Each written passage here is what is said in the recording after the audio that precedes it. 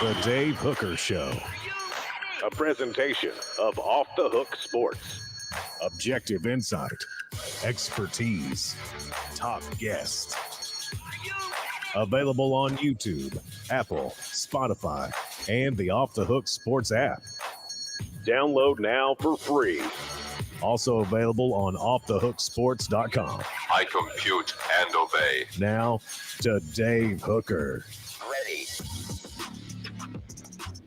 On a Wednesday, as there is a ton going on that we will get to with Caleb Calhoun.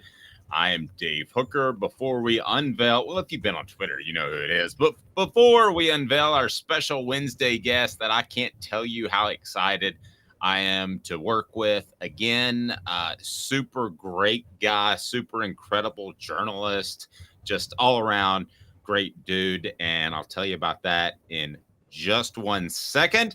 But we got a lot of topics to get to. How about Joe Milton, the only top 100 player on two separate lists? Who is Tennessee's top player? And we'll discuss some different criteria as well. What to make of the Vols secondary in 2023? At what point do we say, man, maybe they're just not any good? Also, Missouri holds a watch party for their team to celebrate a commitment. It's a little bit goofy. The Hawkeyes gambling scandal, is this something that programs are going to have to follow closely? I believe so. And I've said before, Tennessee is a big gambling state. I think that's maybe the new paying players, is that players get involved with gambling scandals, which you certainly don't want to see. But now they have money and they got apps where it's easy to do it. So let's go ahead and get started with our new Wednesday guest. So excited for football season. It is Mr. Jimmy Hyams, the one, the only. He's a Hall of Famer in so many regards, but a Hall of Famer person as well. Jimmy, how are you, sir? Dave, I'm doing great. I don't know if my head will fit on this camera here because of all the things you said about me. It's kind of gotten big here. Caleb, how you doing? Pretty good. How you doing, Jimmy? I'm doing great. I can drop Caleb out of the picture to give your head more room if you want. You may need to. All right. If you're on YouTube or wherever you may be sure and hit that subscribe and like button so we can open it up to more people each and every day and each and every week. And turn those notifications on. If you got a little bell on your Spotify or your Apple Music playlist, go ahead and hit that bell so you get notification. More of this Celebrate 98 series coming up as we look back 25 years since Tennessee won a national championship. Does it feel like 25 years, Jimmy? And let me ask you this double question, poor journalism. What is maybe your one most memorable moment about that team that you covered? Well, first off, it doesn't seem like it's been 25 years. My goodness. Of course, that's the first year I started in radio full time. So, but no, it doesn't seem like that was that long. Me too. Yeah. The other thing that I guess it stood out was the fact that they beat Florida at home. It was the first time Tennessee beaten Florida at home in a while. Tennessee wins the game in overtime. Florida misses a field goal, and the stadium erupts. They storm the field. This is before you got fined for doing it. I was sitting in the press box because I didn't know how long this game would go. The press box shook. I was scared. I'm like, you got to be kidding me. The noise that was there, shaking of the press box, I wasn't sure if it would hold up. It did, thankfully. But that moment, that win for Tennessee was huge. Wow, pretty good stuff. All right, let's go ahead and get to it with Jimmy Hyams and Caleb Calhoun. I'm Dave Hooker. Let's start it off with today's tough question, and it has to do with one quarterback, Joe Milton. Here we go. Today's tough question brought to you by Zen Sports. Today's tough question. Take a side. Take a stand. The Dave Hooker Show, a presentation of offthehooksports.com. Joe Milton, the only top 100 player on two separate lists, ESPN and 247 Sports. So today's tough question is, who is Tennessee's top player? And I understand there's a lot of different criteria, so we want to get into that, but let's go broad view. at first. Zen Sports is the new sports book in Tennessee, revolutionizing the way you earn sports betting rewards. That means no more deposit bonuses that can turn into deposit nightmares. On Zen Sports, what you see is what you get. And with their cash rewards program, you get a lot of cash. For a welcome bonus, earn an unlimited 5% cash back for your betting volume for your first 15 days when you sign up with the promo code HOOKED. That's right, HOOKED. HOOKED, unlimited 5% cash back. Keep betting and keep earning with up to 3% cash back on your betting volume every month after that. And refer friends to earn a percentage of their betting volume as cash rewards too. Zen Sports bringing the cash back to Tennessee. So if you bet big on sports, you want to be betting on Zen Sports. Zen Sports betting just got better. Jimmy, let me start with you.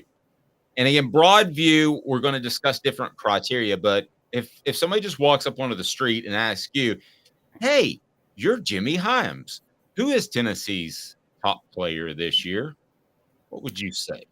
I would probably go with Joe Milton. And if at the end of the season we're saying he's their best player, that's a really good sign for Tennessee because you've got to have your quarterback play at a high level.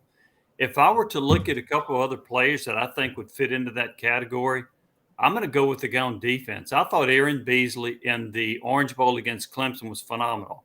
He ended up moving from middle linebacker to what I think is his most natural position, which is a weak side linebacker. He had 2 sacks. He had 4 tackles for loss. He had a dozen tackles. He was a dominant player in that game. I think he's their best defensive player. There's some others you might argue with, but I think he's headed for a big year, and he'll be playing the weak side. Here, and I'm going to give you a surprise a little bit on the offensive side. I like this guy a lot. Jalen Wright at running back. He was a guy that came to Tennessee as a speedster. He is bulked up. He is strong. He's become a physical running back. I thought he was Tennessee's best running back last year. I think he's more durable than Jabari Small. I think he's going to have a 1,000-yard season. So I like Jabari Small. There are several receivers you could point to, including Brew McCoy, who I would put high on that list to your question. But the other two that I would look at strongly would be Wright and Beasley, with Milton at the top of that list. All right, Caleb. So if somebody walks up to you on the street and says, you're Caleb Calhoun, who is Tennessee's top player, what would be your answer? It's Brew McCoy, guys. It's Brew Think McCoy. so? When you talk about that is the most when we talk about NFL talent, I don't think there's anybody on this roster that I have more faith in the NFL than Brew McCoy this year. To be a star in the NFL. I mean, I think Brew McCoy could actually, among Tennessee wide receivers, and this includes like going back to Stanley Morgan, could have the most successful NFL career of any receiver to ever come out of Tennessee, wide receiver U. Wow, pretty strong. Jim, what do you think? What are your thoughts on Brew McCoy? I hear from scouts that he is Tennessee's top talent. That doesn't necessarily mean top player. I like him a lot. He was one of those that I would consider.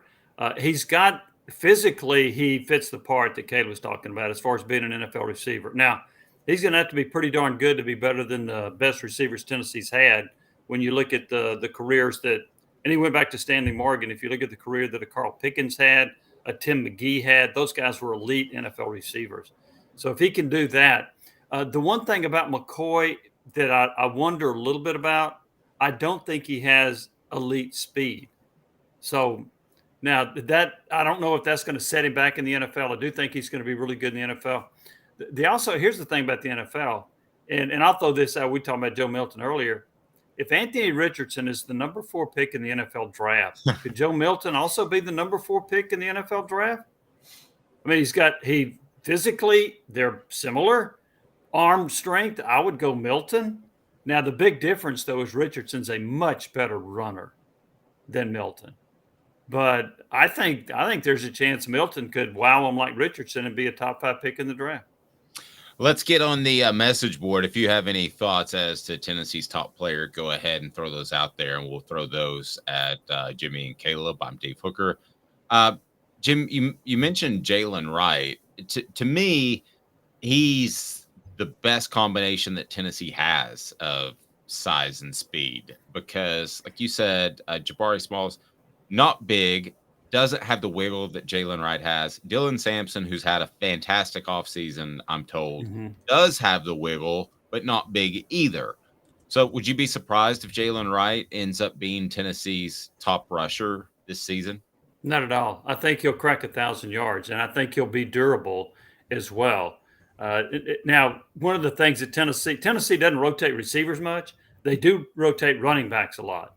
So you will have Small in the game. You will have Dylan Sampson in the game. Heck, you may have Cameron Seldon in the game, a really good-looking freshman running back. So the number of carries might keep Wright from being among the top 4 or 5 rushers in the SEC. But I think he's a 1,000-yard guy. I think they'll rely on him a lot, and I think he's going to be. It's hard to predict how many running backs in the SEC are going to gain 1,000 yards, but I think he'll be among the top 4 or 5 rushers in the SEC.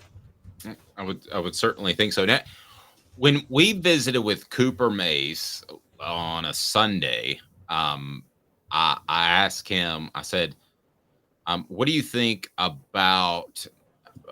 A lot of people saying that you're the most important player, not the best player, the top player, but the most important player, and that people want to wrap you in bubble wrap. And then sure enough, you got hurt or was hurt when I was talking to him and didn't reveal it. 3 days later, if I said most important player because of the fall off from Cooper to whoever they played, likely Ollie Lane, but if I ask you that question, Tennessee's most important player, what would be your top 2 or 3 guys? Well, Milton would still be there because even though Nico Iamaleava is a good-looking freshman, you have to have elite quarterback play in the SEC if you want to win at a high level. So Milton's the most important, and there is a depth concern. If you take him out of the equation, as much as I like Jalen Wright, we've mentioned the depth at receiver. As much as I like Brew McCoy, there are other really good receivers. I don't see a center on this team that can handle what Cooper Mays does. He's got to get up there quickly. He's got to call signals. He's got to snap the ball fast. He's got to know what to do. I think he would be, behind Milton, the most important player. And another way of saying that, the player they could least afford to lose. Because I think he is a very valuable player. And he's a quality player beyond that. But they're sitting here searching, trying to find another center that can do all the things that Mays can do, and they haven't been able to find that yet. Yeah, so, Jimmy, when we're talking about most important players, you brought up Aaron Beasley on defense. Mm-hmm. And I have one giant reservation about it, and here's mine. And I get you point he moved over to weak side linebacker and was much better there in the Orange Bowl. But I've taken a lot of the Orange Bowl game with a grain of salt. I'm as we get closer to the season, I have half a mind to just throw everything we saw in that game out the window. And I want to know your thoughts on that. I mean, both teams were playing as a shell of themselves in that game. Why would you throw it out? I guess would be my question. I felt Clemson wasn't happy to be there because they wanted to be in the playoff. Tennessee had Jalen Hyatt opt out, Hendon Hooker hurt, and Darnell Wright played, excuse me. But Jalen Hyatt opted out. Cedric Tillman opted out because he was hurt. Jeremy Banks opted out. And it just felt like Clemson, a lot of the game was, we talked about this in the past, they were experimenting a lot with Cade Klubnik in that game. So it seemed like they opened him up for a lot of negative plays because it seemed like they were just experimenting a lot throughout. And so that's why I question Aaron Beasley, because I didn't see much from him outside of that game and the South Carolina game. Okay. I put more stock in the Clemson game because I actually think the guys that played in that game wanted to play. I don't think the Clemson guys that were in the game were like, I don't want to be here and going through the motion. I didn't see that out of Clemson. In fact, I thought Clemson actually outplayed Tennessee in the first half. They just couldn't make a field goal. So I put more stock in Beasley for that one. I will say this, though, to your point, his first few years at Tennessee, he was not that productive. But I saw some signs in him, like what he did against Clemson, the athletic ability, the plays that he made. He became a playmaker in that game. He had a couple of other games that were pretty good. He ended up, I should know this off the top of my head, I don't, but I think he ended up with 80-something tackles on the season. And that's pretty good. But I also think he was playing out of position. So that's why I have more faith in what he's going to do this year. Interesting. Squirrel White lands on Bruce Feldman's 101 Freaks list, and he landed an NIL deal with Weigels. That's a pretty big one. And Nico's shown up on my Facebook feed shopping at Walmart, but still, Weigels is pretty big, and he's not going to get that deal, I don't think, without the coaches saying that he's a good dude. He's going to stay out of trouble. So all of that being said, expectations for him have gone through the roof. What does that mean for Tennessee? What does that mean for this season? What does that mean for Squirrel White? I think Squirrel White's going to have a huge year. If memory serves, he caught 9 passes, 108 yards, and a touchdown against Clemson. Although some people don't count the Clemson game. But I think Squirrel. The one thing I noticed about him right off the bat at practice at Tennessee, none of the defensive backs could guard him. Now, having said that, the defensive backs may not have been very good. But when I watched them try to deal with him in press coverage, it was a mismatch against anybody. Nobody could deal with the guy. He was so quick. Then if you put him in the slot where you can't play bump and run coverage on him because he's off the line of scrimmage, he's hard to guard. So what I think Tennessee will do with him, it'll be two things, I think. They'll either throw the deep ball, the 40, 50-yard, 60-yard pass to him, or they'll throw a quick screen and see if he can break tackles at the line of scrimmage. I think he's a 60-catch guy. I think he's going to have a big year. There was a part of me that thought he might average 18 yards a catch, and then I thought, well, all these little bubble screens and underneath passes they throw, it might impact his yards per catch.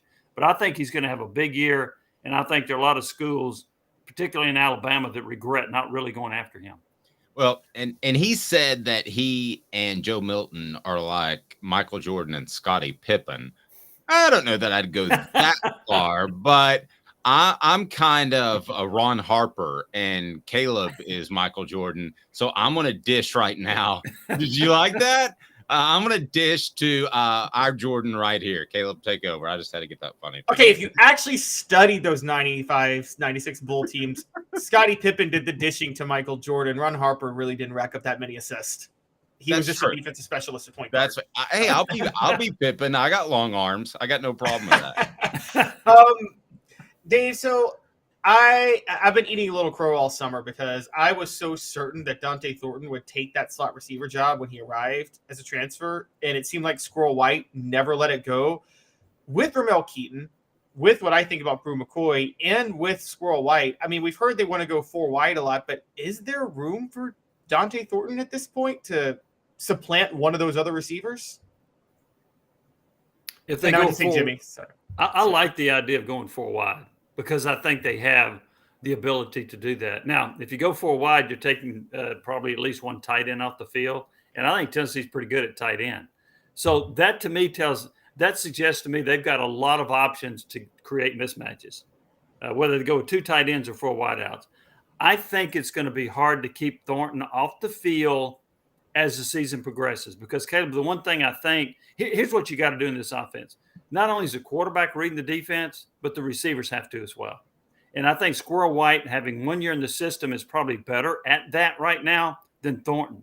But I think Thornton's going to have a huge impact. He may be a guy – like I think Squirrel can catch 60. Thornton may catch 35, but he might also average 22 yards a catch and have 10 touchdowns. So I think he is going to be very productive, in particular as he learns to read defenses and get on the same page with Milton. We still need Jacob Warren to make a lot of plays because of all reports. Jacob Warren is brought to you by Vassy Lawn and Garden. He has said, too, that he feels like he can line out wide. So I don't think he's going to get left at all in the dust of a 4 wide receiver set. But, when I look at Tennessee's receivers and the depth and the talent, I'm trying to think, Jimmy, headed into the preseason, if you had to go back, I mean, when is the last time Tennessee has had this much depth and talent at wide receiver? That's a hard one. I know that I kind of threw that at you off the top of your head. Sorry about that. Well, a few years ago, they had some great ones. I think I'm right about this. I think they had Justin Hunter, Derrick Rogers, and Cordell Patterson. Cordell and Derrick was kicked 2012. Off He'd been kicked off the team already. I was trying Derrick to remember that. Hunter was around. That's a pretty good combination right there. If you go back to the Manning years, I don't know that they were any more talented. We had Marcus Nash and Joey Kent and Cedric Wilson. Now that's pretty darn good, but I don't know that they're more talented than this group. And so and here's the thing too. Tennessee, I think they have some other pretty good receivers behind the four that we mentioned. It's just that Tennessee doesn't play more than four. So those guys may not have an opportunity to show their skills this season. But yeah, I think it's one of the most talented groups they've had. It's one of the most talented groups in the SEC as well. There are not many teams in the SEC that can claim a receiver room like Tennessee's. Jimmy, you brought up the 90s with the all-time leading receiver in career yards in Joey Kent, but I'm going to do a hot take here. What do you think of maybe Jalen Hyatt as the best receiver to ever wear number 11 and not Joey Kent? Hyatt had a better season than Kent. Kent had the better career. So I'm going to go with Kent because of his career. Hyatt wasn't very good the year before. Remember, he got benched after 4 games because he couldn't catch pass. Kept dropping passes. So I'm going to go with Joey Kent career, but Hyatt for the single season. So with these group of receivers, who has the most yards, the most catches? How do you see the production breaking down this year at the end of the year? I think Brew McCall had the most catches and yards. I think Squirrel White will be in that 60 catch range. I think Thornton may end up leading the team in yards per catch. So I could see them breaking down that way. And then Ramel Keaton, who's going to be consistent, he's going to be in there with nice numbers. And he's a guy I shouldn't forget, although I don't think he's as talented as those other guys. So that's how I see the breakdown at wide receiver. Interesting. And Jacob Warren with 1,000 yards and 20 touchdowns, right? For his career, yes. Yeah, that's exactly right. That's still pretty impressive for a career, honestly. It is, yeah. As a tight end, we're rooting for him at Off the Hook Sports for sure. Jimmy, let's change gears a little bit.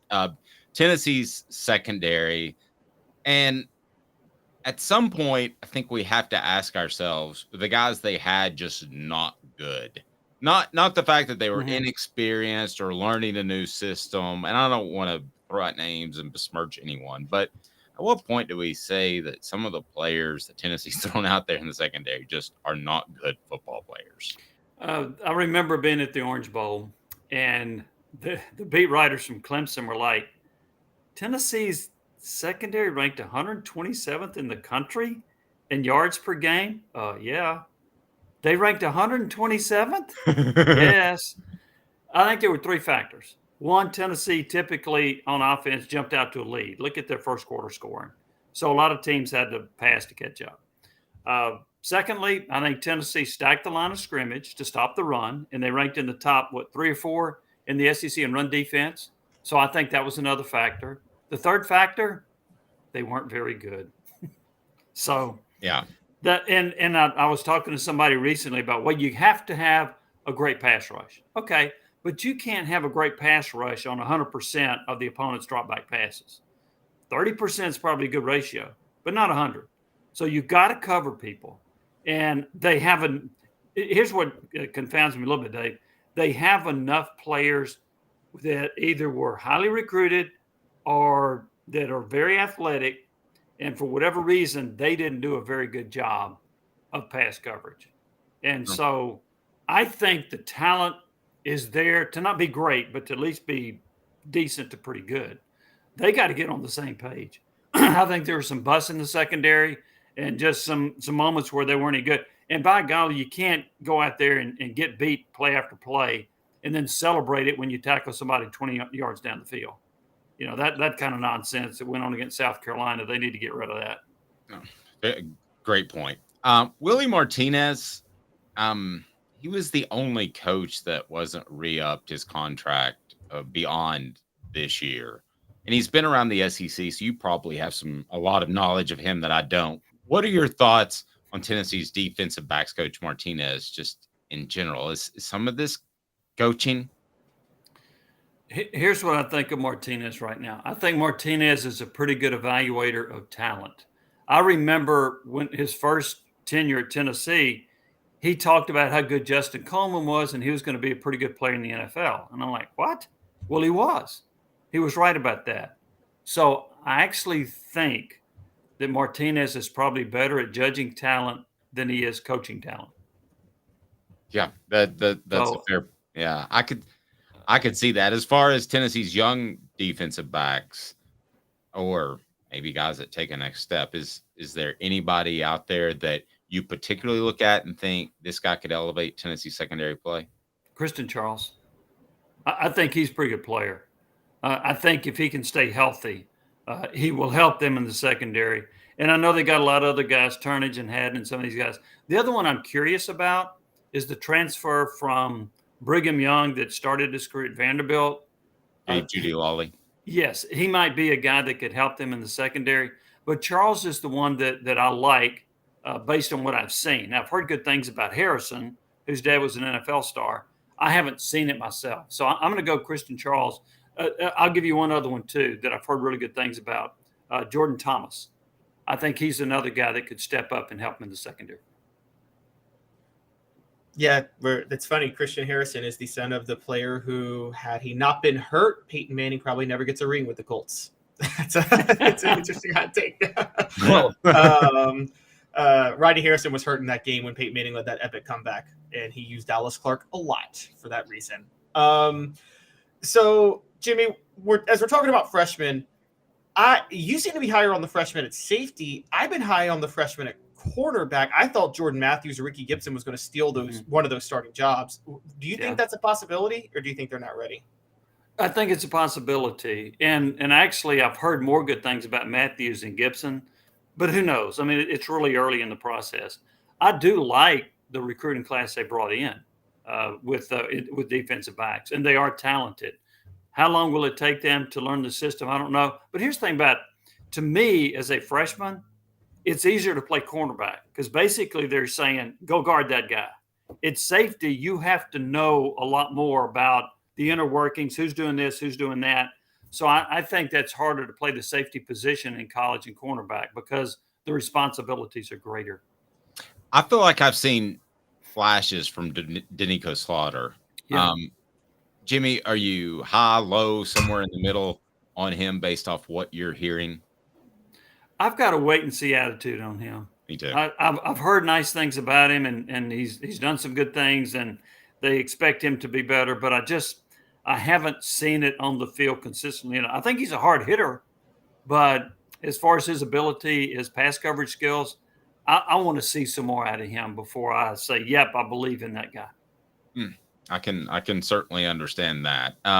Jimmy, great stuff as always. We look forward to visiting with you each and every Wednesday and what should be a huge season for Tennessee, but also it's kind of a cool time to be around college football. I don't know where you stand as far as the college football playoff and all that, but it's interesting to see the changes each and every week. So I don't think we'll lack anything to talk about. No, I like the college football eventually expanding. I thought it was funny that when they only had 2 teams, it was like, well, nobody, it's too hard to have a 4-team playoff. You remember all that nonsense? Now we're going to 12. Okay, so don't give me all that stuff about it's too hard to have 4. But yeah, I like that. I think it's going to be fun to watch it. I think it's going to be electric to see teams, and last year Tennessee would have been one of them, to host a playoff game on their campus. I think that's going to be cool. Yeah, I do too. Playoff origination story, my favorite, is when you and I, because John Wilkerson, I think, was in the radio room, we're at SEC Media Days, and Commissioner Kramer at the time was on with us. And I asked the question, and here's how I phrased it. Roy, do you realize that what you've done with the BCS seeds teams, and that could lead to a playoff, which he was anti-playoff. And then I remember afterwards, Jimmy saying, might want to call him commissioner. Yeah. I remember that. I don't know if you remember that. He's only 60 years older, but yeah. Just to quickly push back on both of y'all. Y'all are right. The logistical thing made no sense for the playoff. But I also remember when there were 2 teams and there was always a 3rd team. And they're like, if we just go to 4, we could solve these issues. Now we're at 4, and they're like, oh, we got to go to 12 and we'll solve it. And now 13 is going to complain. Basketball went to 68 and they're still complaining. The 69th exactly. and 70th team are, well, how come we didn't get in? Who are the teams that were left out? Yeah, so there's always going to be a complaint, Caleb. You're right about that. Jimmy, great stuff. Thank you, sir. Greatly Guys, appreciate it. Enjoyed it. Thank you. Jimmy All right. Himes, our Wednesday guest. How awesome is that? Coming up. Wow. How about Missouri? It's time to throw a big party for a commitment. Nothing that happened during a scrimmage or anything else. Ross Dellinger talks college football playoff as well and what might become of that. And then we're also going to discuss gambling and why Tennessee and every other school should be concerned. I know we're having a little bit of problem with the message board, so apologize for those that haven't been able to interact. Not sure what's going on there with the YouTube, but we certainly appreciate you watching. See a bunch of people on board. We'll be back in 2 minutes to tell you why Tennessee should want one college football playoff version over another, because they're going to be in college football playoff contention. Stay tuned. More after this. Family has been creating jewelry since 1986, each piece unique with a story all its own. I'm Rick Terry with Rick Terry Jewelry Designs. I'm a jeweler, and I want to be your jeweler. We're grateful that you chose us to be Knoxville's best jeweler. My family and staff look forward to serving you. So please come see us. Kingston Pike and Campbell Station Road in the heart of Farragut, and downtown on Gay Street, right next to the Tennessee Theater. Hi, Mike Davis here with City Heating and Air, reminding you to always dare to compare. Our team provides quality local heating and air service, installation, and maintenance across East Tennessee. We use only the best equipment like American Standard heating and air conditioning for your residential, new construction, or commercial needs. Honesty, dependability, and customer satisfaction have been the cornerstones of our business since 1961. City Heat and Air. Dare to compare.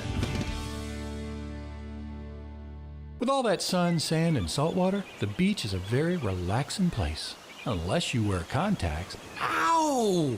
Open your eyes to the best the beach has to offer with LASIK vision correction from Campbell Cunningham Laser Center. Ah.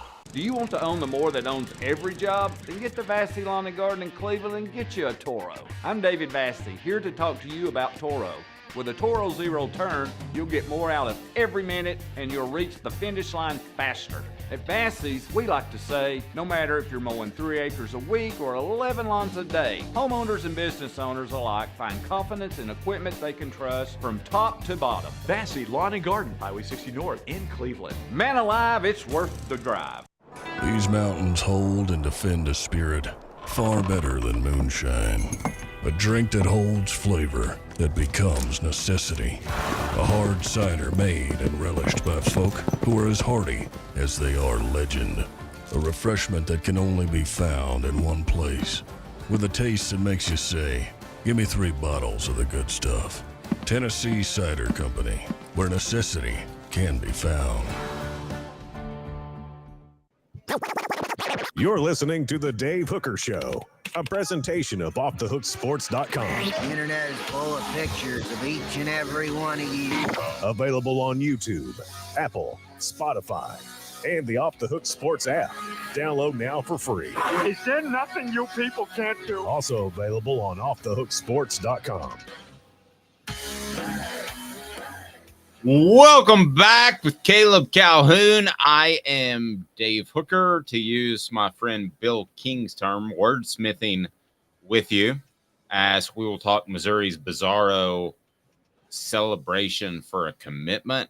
Used to be you couldn't even talk about these dudes, which is so weird. You could only answer the question, are you recruiting player X? And you would say yes or no. You couldn't say he's a really good player. You couldn't say anything about him. And now you can hold watch parties, which is a little bit embarrassing, in my opinion, to steal Caleb Calhoun's phrase at our 3:45 a.m. production meeting. Also, an investigation continues into Iowa's program. And I'll tell you what, gambling could very well be an issue for several SEC teams. I think we all know that in the South, the passion can lead to throwing out some cash. And I think we know that Tennessee is a pretty big gambling state as well. So the players need to stay away from that. And I think we're going to see, Caleb, probably 4 or 5 years that it takes for society to adjust to the looser gambling laws. Probably the same way as marijuana. I think you're going to see society adjust, realize what you can and can't do. But right now, it seems like it's kind of okay for some, kind of okay for others, and we'll get into that more. For instance, the NFL, you can bet on other sports. I don't think college football is going to go that direction, but who knows? Let's get to college football playoff talk. They're meeting August the 30th.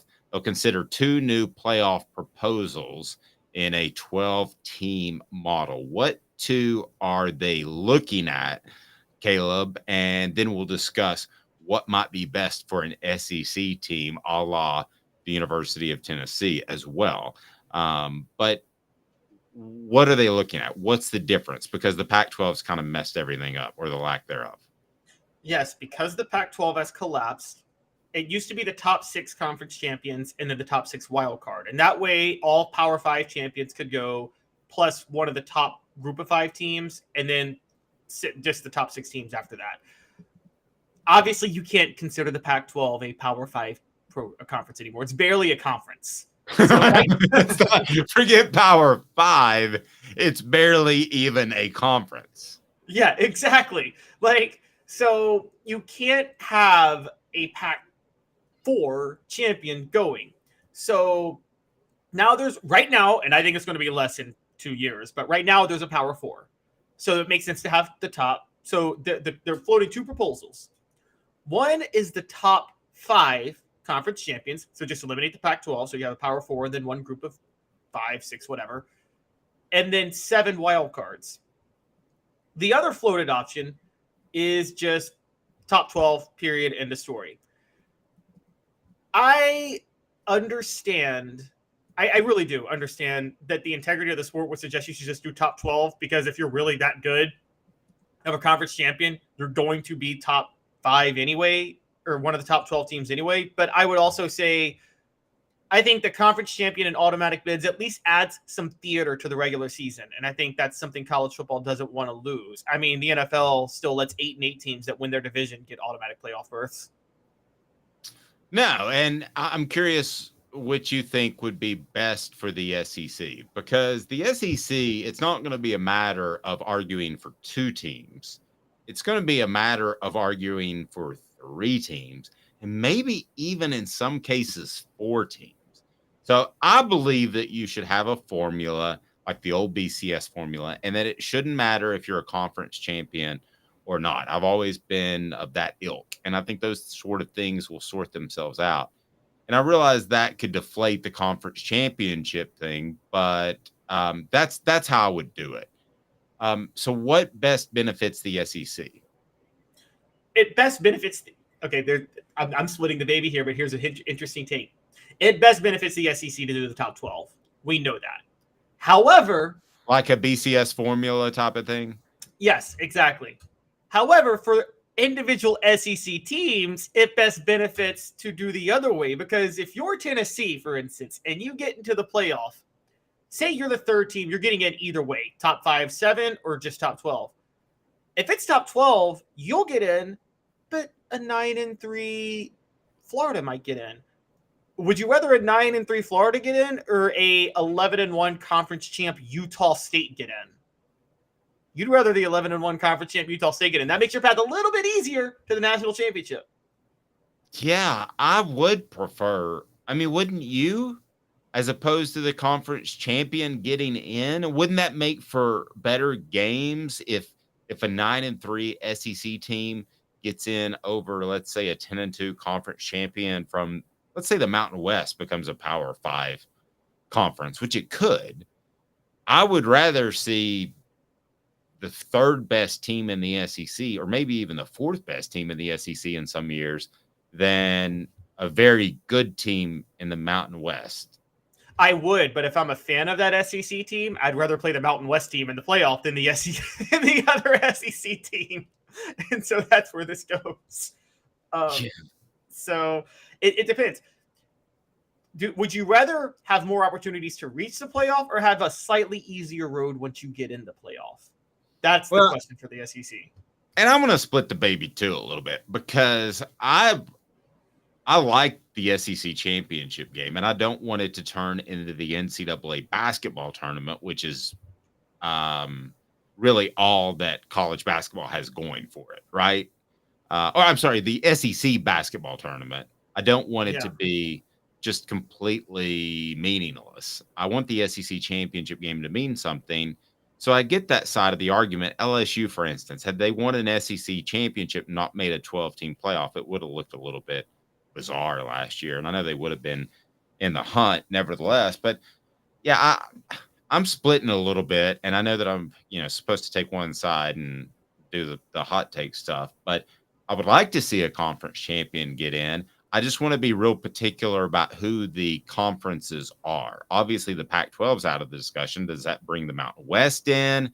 Or eventually we're going to say an automatic berth for Conference USA? I mean, that's what I'm afraid will happen at some point. They're going to start to pull others in for conference champions to be automatic berths. So if I had to pick, if you're asking Dave Hooker to pick today, I would say that I want a formula that picks out the top 12.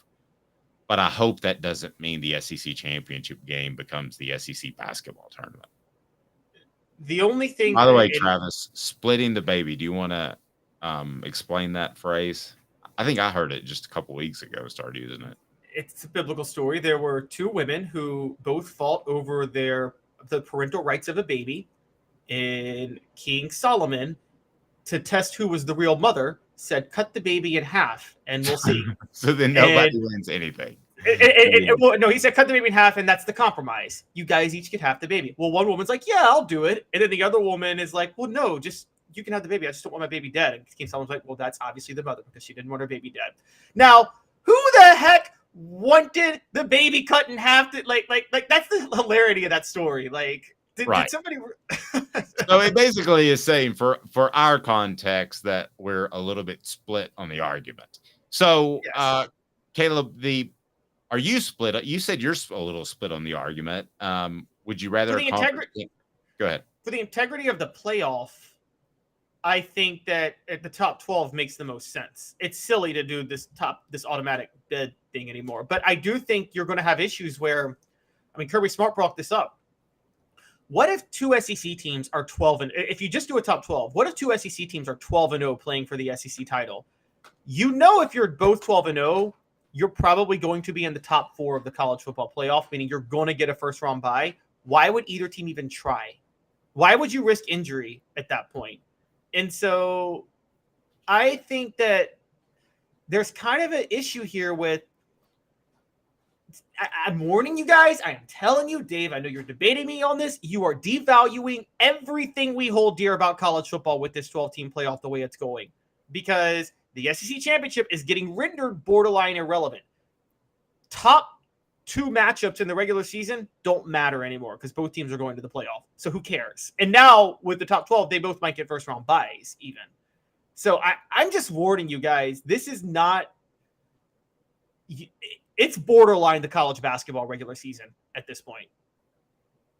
What if you lose could you put a slight phrase in there that if you lose your conference championship game, you can't be in the college football playoff?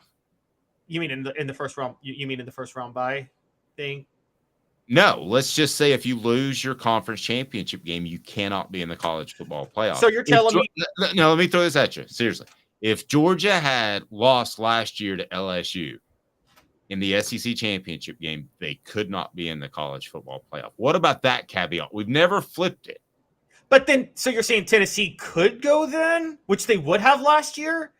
And so Georgia would be punished for actually having gone to play for the SEC title? You do that, Dave, no one's going to try to play for the SEC title. They're going to try to back out of having to play that game. Yeah, maybe I should think on that a little longer. Like, all right, I'm going to tell you guys, if you want the 12-team playoff and you want to make it work, it's not working in this scenario. The way it's going, it's not going to work. You should have 8 16-team conferences. That's your all of college football. 8 16-team conferences. The top 4 conference champs get first-round byes. The next 4 get home playoff games. And then you get 4 wild cards. Then every regular season game matters. But the way you're going, a 20-team Big Ten, a 16-team SEC that will eventually be a 20-team SEC, I'm sorry, guys. This is college football has sacrificed 3 months for 1 month. That's what they've done. And that's just a fact. They have sacrificed 3 months of entertainment for 1 extra month of entertainment. Yeah, but it's pretty high drama. And I'd have to be a TV exec to tell you if the numbers are good enough in order to do that. But the other thing, at some point, you're going to be butting up against coverage of the NFL. And as popular as college football is, and as much as we love it, the NFL usually wins in that regard. I think you would agree with that. And also, SEC championship game, conference champions are silly now. Because when there's a 20-team conference and you play 9 teams in that conference, there is no way with any shred of integrity you can declare a real conference champion without factoring in schedule strength or something like that. Now, I agree with all of that. So let's turn our attention to Missouri, which I don't often like to do because I think you know how I feel about Missouri. The fact that they were even invited into the conference is just goofy to me, and still is in my craw, so to speak, as they like to say. But Missouri holds a watch party to celebrate a commitment. First of all, tell me about the commitment. It is William Nwaneri, which Tennessee was in on as well. And Caleb, how big of a commitment is this for Missouri? It's pretty significant for them. Yeah, this is a very good pickup for them. I mean, he's a fringe 4 or 5-star guy, and I can't take that away. And so this is a good pickup. Missouri has a pretty solid track record of linemen. That's one of their strengths. I mean, dating back to the Sheldon Richardsons, Michael Sams, those guys. So they've produced NFL linemen in the draft for a long time. So if you're an edge rusher, which when William Nwaneri would be, Missouri's not a bad place to go. That was the Gary Pinkel era, so you debate that versus the Eli Drinkwitz era. But look, I'm not taking anything away. This is a good pickup for them. This is a very good pickup. For them, it would have been a good pickup for Tennessee. Yeah, it would have been it's an incredible pickup for them. It's a monumental pickup for them. I don't know why the guy's going there other than maybe they got together a bag of NIL cash and they threw it all at one player, which probably is the case. I have no idea where he went. And I mean, he is from Missouri. You know, some guys like to stay home. Yeah, but he's on my watch to be in the transfer portal in 2025. But so let's get to the clip, because the clip is pretty interesting. I think you'll enjoy it. Be sure and hit that like and subscribe button. Turn your notifications on because we got a lot going on. John Adams on Tuesday, Jimmy Himes on Wednesday, Josh Ward on Thursday, Fred White on Friday, and also the Celebrate 98 series is really kicking into gear. Excited about that. So let's go to this clip. This is the watch party that Missouri held for Williams Nwaneri. Let's get excited, everybody. Guys, this is just so inspiring.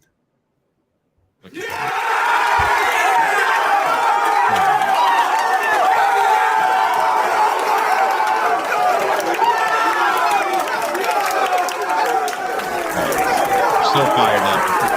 We're not on the YouTube video for our audio listeners. They're so excited. And they're all gathered in a room and they're just so happy, as if they're acting surprised too. I don't think that you're gathering everyone together unless you know 100%, right? I mean, you're not doing that for. This is one of the most pathetic things I think I've ever seen a coach do for a gimmick. And this surpasses the Butch Jones trash can. Remember that one, Dave? Oh, yeah. It might surpass the Butch Jones berating recruiting reporters behind the scenes to get an extra star as well. I would say that it might even do that. You know what they should do is they should have a watch party when William Winery goes to the bank and his check actually clears.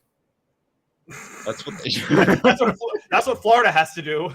Yeah, I mean, Florida's like, yeah, let's all go down to the community bank and we'll discuss. All right, so let's get to 4 downs. It has to do with Missouri and basically just making fun of them. So if you're a Missouri fan, you might not like, but just don't have your feelings hurt because you know it's true. 4 downs. 4 questions. 4 answers. The Dave Hooker Show. 4 downs. A presentation of offthehooksports.com. Brought to you by Andy Mason, AndyMasonRealEstate.com. He's my realtor. He should be yours. Best prices and service in East Tennessee and the Knoxville area. That's Andy Mason, AndyMasonRealEstate.com. Visit him and know that you will have a guy that's got your best interest in mind. And I've been burned by a realtor, but not Andy, AndyMasonRealEstate.com. So, Coop, get us started. I know you don't usually say first down and the like, but I thought it was funny to have you do so. 4 downs brought to you by AndyMasonRealEstate.com. Coop here. First down. All right. Would you host a watch party? And I want to get your thoughts on the message board as well for a 5-star. If you knew you could get him, whatever school you're behind, whether it's Tennessee, we got a lot of South Carolina people, a lot of LSU people, starting to have a lot of Alabama people based off analytics. Would you host a watch party if it meant that you would get a 5-star prospect? If you don't get him. So there's no in between, no more splitting the argument. Would you host a watch party for a 5-star?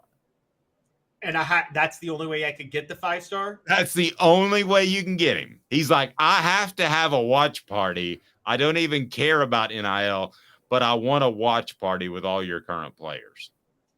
Yes. I'm not going to lie. Yes. Particularly if you're Missouri and you need 5 stars because you're so limited on what you can recruit. Yes. Yeah, I'm going to say no because I think that guys would start to ask for that. And I think you could deflect it, I should say. And I'm not Tom Brady, but you could deflect it into, well, you got to be careful with that. Let's do something different, blah, blah, blah. We've got our social media team. So I would not, even if he said, well, I'm not coming. I'm like, okay, I can't do that. But I wonder, would you do that for Nico? Caleb said yes, and I think the message board is going to agree with you. I might be in the minority here. Okay, but you talk about the arrogance of recruits. I don't know if you remember this. Tobias Harris committed to Tennessee in basketball because he wanted to go to a place that hadn't accomplished much before, and he wanted to be the most accomplished winner at Tennessee. Now he only stayed for 1 year, and they got bounced out in the first round of the NCAA tournament. But that was one of the reasons he picked Tennessee. Well, good job continuing Tennessee's tradition of not accomplishing much in March in college basketball. I mean, is that a basketball maxim? He shall not do well in March because that's kind of been Tennessee. Or just once there's a tournament. The minute there's a tournament, the minute it's a win or go home situation, whether it be the SEC tournament or the NCAA tournament or one of those preseason tournaments that you do in the preseason NIT or whatever. Okay, this kind of ties into what I was talking about. Second down, Coop. Cooper Mays here. Second down. Does this overall hurt or help Missouri? They get a 5-star guy, but they're made fun of on a national scale. I'm going to go ahead and tell you, I think it hurts more in recruiting. I think that other coaches will say, we don't have to throw parties for 5 stars because we're blank. I think it hurts big picture as opposed to getting a fantastic prospect. I think actually, if you believe in Eli Drinkwitz as an offensive mind, I know you don't, but I'm saying, say you do.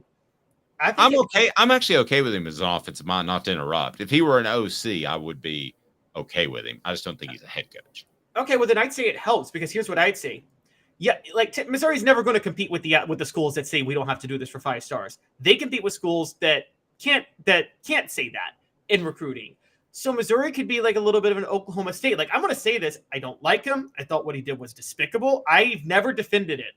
But the Mike Gundy rant in 2007 did help him get a certain type of athlete going forward. And it was a total gimmick. It was a total charade what he put on when he did that.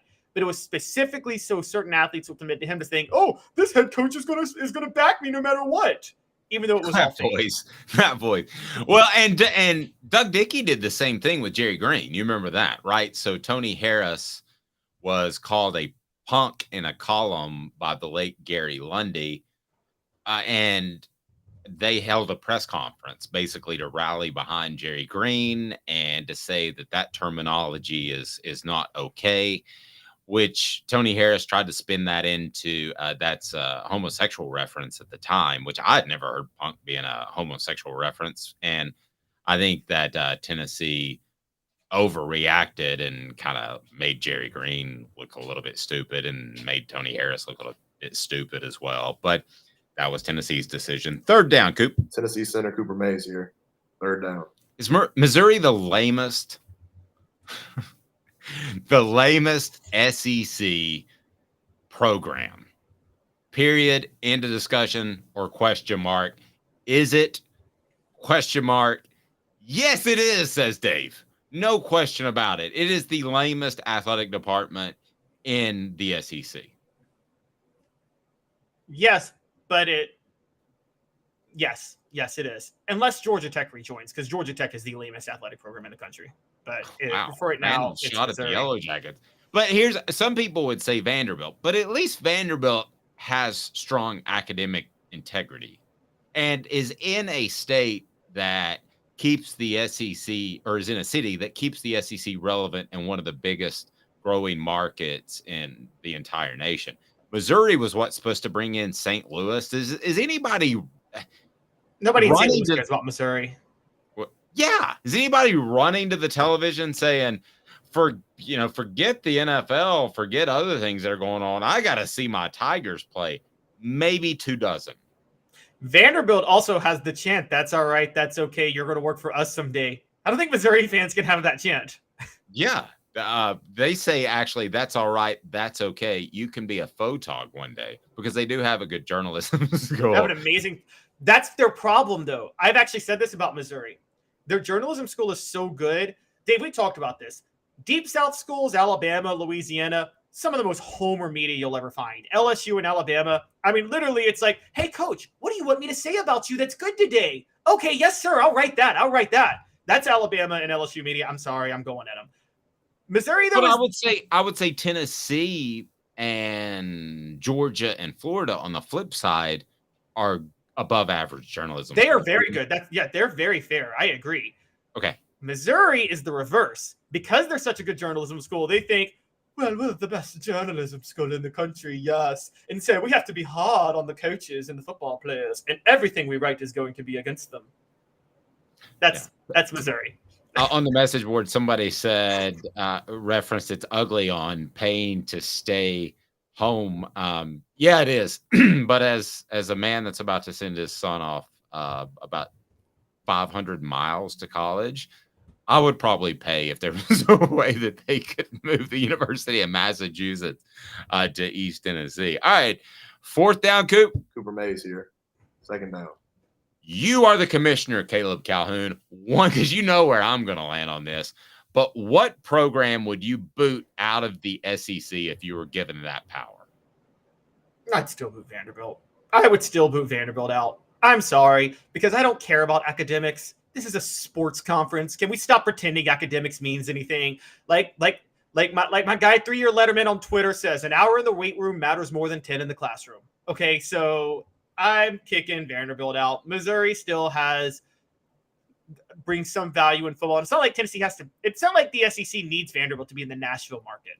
They don't. There's Tennessee, there's Kentucky, there's Alabama that are all right around Nashville. So I'm kicking out Vanderbilt.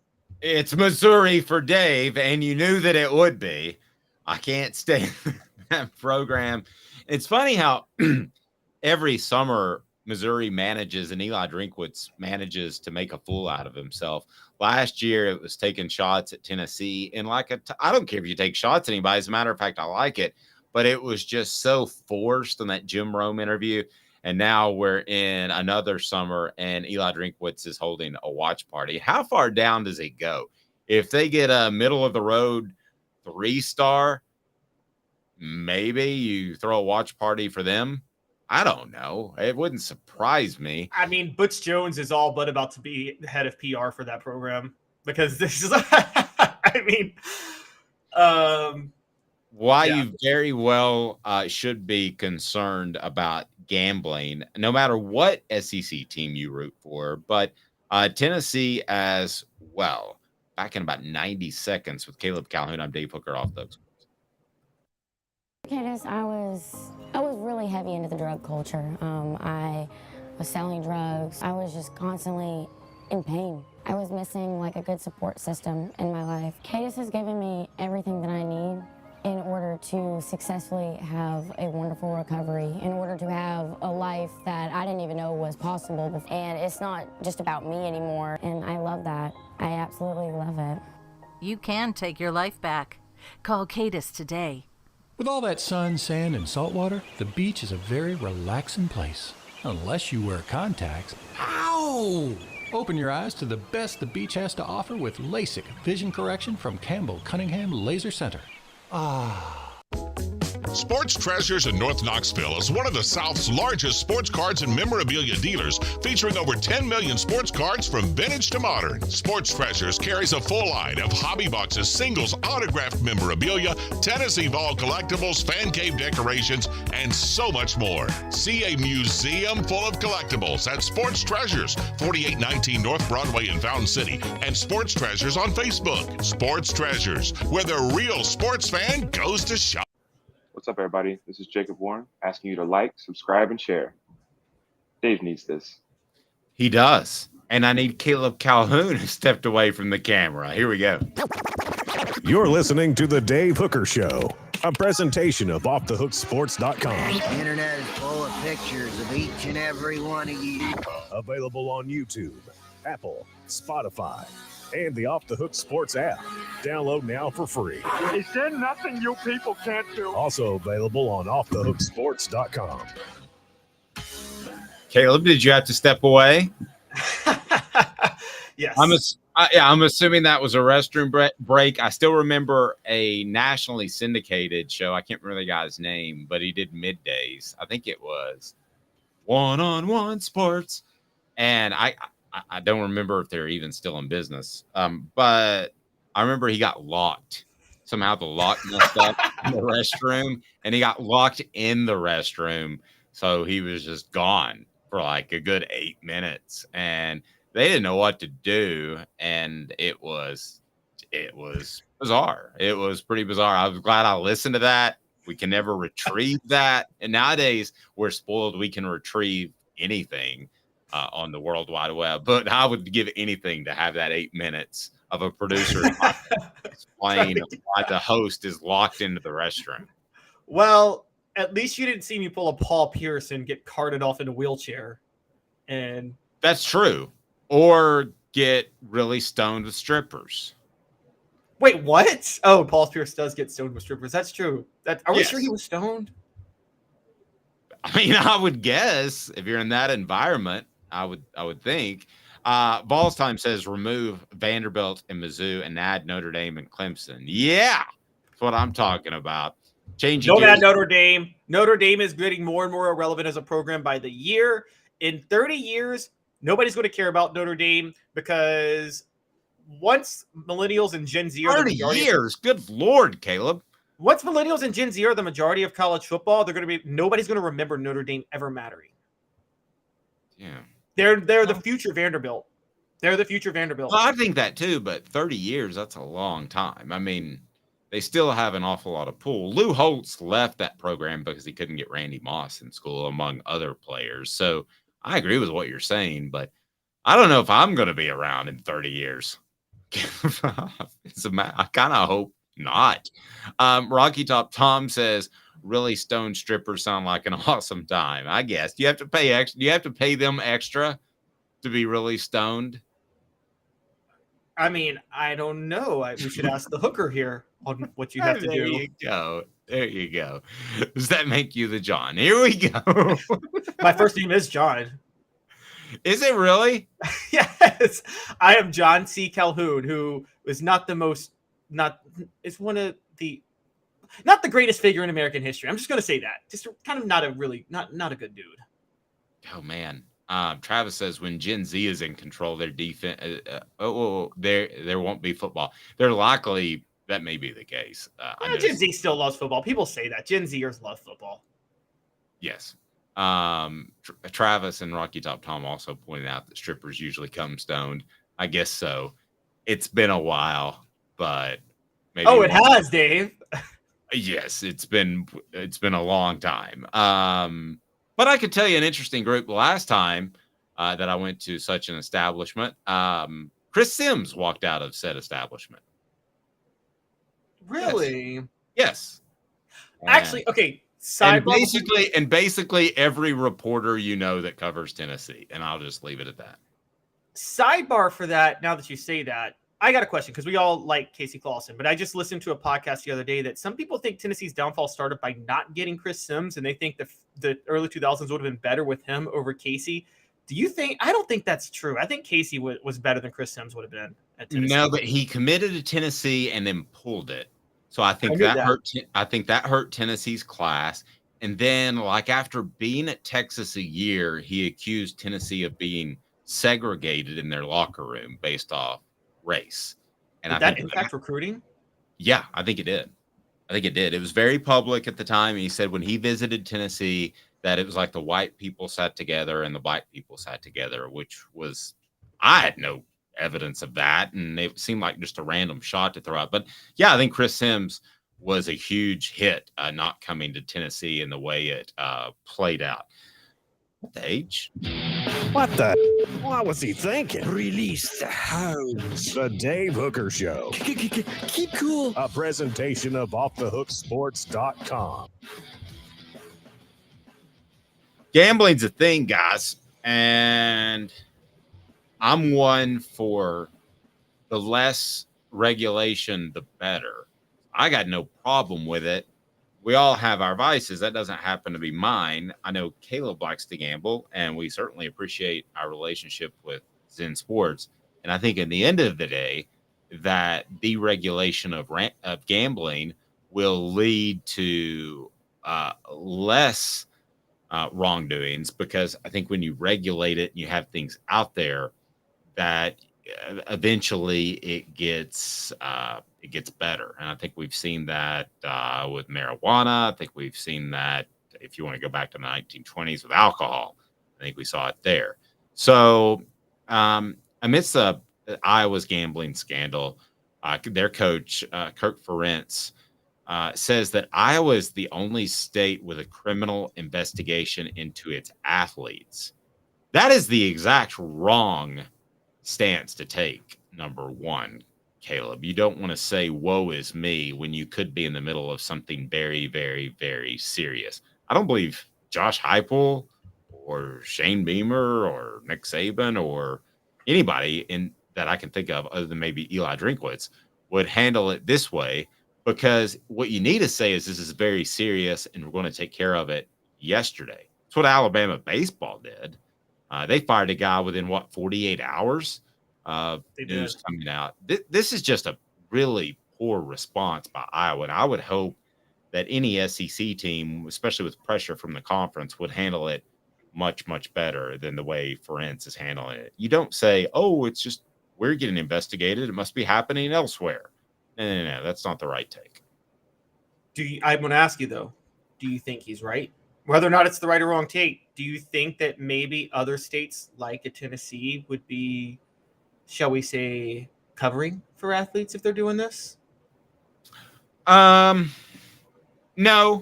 because I think that, I watched this, the recent show. I binge watched it, watched the whole thing. Painkillers with Matthew Broderick, and it's about the Oxycontin epidemic. And there was basically one person that worked at a DA's office that was uber motivated by, in this case, crack cocaine in her past. And she didn't want to see that happen again with our society. So whether you're motivated by that or making your career, I think if somebody the right person came across gambling was an issue with an SEC football team, I think they would absolutely jump all over it and dog it until they found something. So no, I don't think that Iowa is being unfairly persecuted, if that was your question. No, I don't think they're being unfairly persecuted either. I was just curious as why, if it's happening at Iowa, my guess, because it happened at Iowa and Iowa State. So Right. both schools got caught with this. So it wasn't a program problem. It was clearly statewide. So if it's happening at both schools, I get the hunch that it's happening elsewhere. And No. I think it is happening elsewhere. As a matter of fact, I would go ahead and go out on a limb and say there is an athlete in all 50 states that in some fashion is gambling in ways that he shouldn't be and is at a college institution. Maybe a little bitty. It may still be that I'm betting $100 on a game with a buddy. But yes, I think it's probably happening in all 50 states. And the bottom line is, if you want to do it, you better be smart about it. yes, and I think it's more likely to happen at programs that don't matter as much. So if you're Tennessee, within a year, you hope that you're going to have a team, your whole team's going to be made up of players that's thinking about the NFL. So they're not going to throw anything. You don't think Vanderbilt might have a few players that know they're not going anywhere, that are like, hey, who cares? Why not just bet against my team to cover today? Yeah.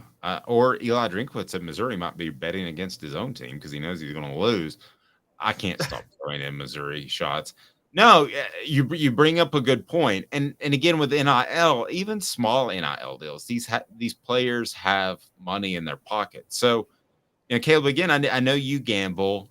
I don't, and it's not anything against it. It's not any moral thing. I just haven't had that vice. But I think there's a very slippery slope in that you could see a player gamble and with a bookie and get forced into stuff. However, with the regulation of it, you're going to be able to track that guy fairly quickly. And we've seen that with some other athletes. Was it Calvin Ridley, I believe? We've seen that with other players where they show up on some of these searches pretty easily, and you can figure out it's them because of credit card numbers and everything's trackable. So I just think it's a matter of time till some of these district attorney offices decide they want to dive into this. And if they wanted to in almost any state, especially a sports crazed state, I bet they could find somebody doing it in almost any one. So this is where I am with it. It's funny because everybody's debated what role Congress should play in NIL. And I've been one, Congress stay out of NIL. Let the players make any money they want. Congress, NCAA, leave them alone. I think gambling is a totally different story. And I think this is where actually there should be federal laws. There needs to be federal laws where you are not, Dave, you're an investor. If you get caught insider trading, you go to prison. Period. End of story. If you are betting in the stock market on a company that you run, if we go publicly traded and you start betting on, although that's not going to happen anytime soon, but I mean, if we were to be LLC and you started betting on us in the stock market, you and I would go to prison for that because that's insider trading and illegal. Well, betting on the sports you play is a form of insider trading. And I think that there should be federal laws against that, for or against. I mean, I thought Pete Rose should have done time in federal prison for betting on baseball. I do. And I don't care that he bet on his team to win every time because, as you know, in baseball, if you're a manager, you might bring in a relief pitcher that you wouldn't bring in that day because you bet a lot of money to win that game. And in July instead of having him fresh for September. Exactly. So I am huge on, I'm for a federal law. You can't bet on a sport you play. And if you do, you are, and I think sports should have a law where if you bet on the sports you play, I think they should do it with the baseball thing. You're permanently barred from ever playing this sport again. You can't collect a check. I don't even think Pete Rose should be allowed to collect a pension from Major League Baseball. I mean, that is the one, to me, that is the worst crime you can commit in the sport you play. I think Calvin Ridley should be banned from the NFL. I don't think he should ever be allowed to set foot on a football field again, honestly. And I know that's harsh, but that's where I land. No, I totally agree with that stance because it's the difference between what we watch as sports and reality television, which is the most unreal television that is on television. Those reality shows are all set up. So if you were to somehow adjust sports and manipulate the outcome of those, that to me would be a major problem on your team or not. So, yeah, I completely agree with you. I will say this with the NFL. I think if it was a serious gambling problem in college, the way they would handle it, which I don't really like, but I think the way they would handle it is you would basically just be blackballed. And I don't know that there would be a formal announcement, but you just wouldn't get drafted. Now, what if you're an elite player? Then somebody's going to want to take you. So you do need to have those laws in place. And I'm with you. I got no problem with that. I think that's refreshing that you said that, because I know a lot of people want to back Pete Rose because he was a good old guy and stuff. He wasn't. He was a gangster in a baseball uniform.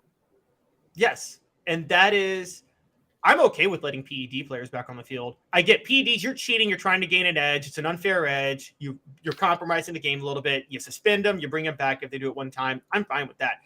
Gambling, PEDs don't threaten the very credibility of the league the way gambling does. It just doesn't. And people who try to say that what McGuire or Bonds did is worse than what Pete Rose did, no, it's not. And I'm not saying McGuire or Bonds deserve to be in the Hall of Fame. I don't think they do either. But I'm saying Pete Rose crossed a line that you shouldn't cross. And if college football and NFL doesn't get this under control, and I say this as somebody who thinks sports should embrace gambling to a certain degree. I think if you're one of the smaller sports and you're trying to get big, if you're the WNBA, you should go all in on sports gambling. You should embrace and advertise it and try to make it. That'll make your league cool. But you can't let your players or your coaches or your administrators bet. That's my one rule. If you are affiliated with the league, you can't bet on the league. And there should be federal laws on that. Yep. And it would be bad for some programs in the short term, but it would be better I believe, for our society and gambling in the long term. Again, I'm anti-regulation in general. I'm not saying that heroin should be legal or anything like that, but I'm anti-regulation for the most part. And I think that the vast majority of people that smoke marijuana or gamble, that they do it as entertainment.